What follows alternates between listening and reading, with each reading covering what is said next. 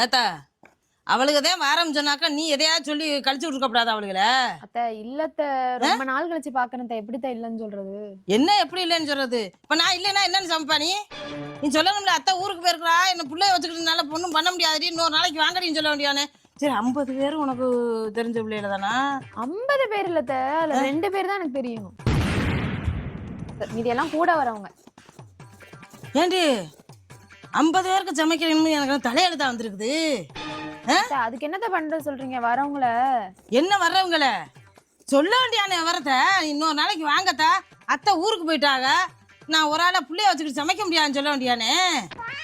இது கூட உனக்கு தெரியாதா? நீனும் ஒரு குடும்பத்தை பொண்ணுதானே. நீ மட்டும் இருந்தேன்னா எப்படி சமைப்ப?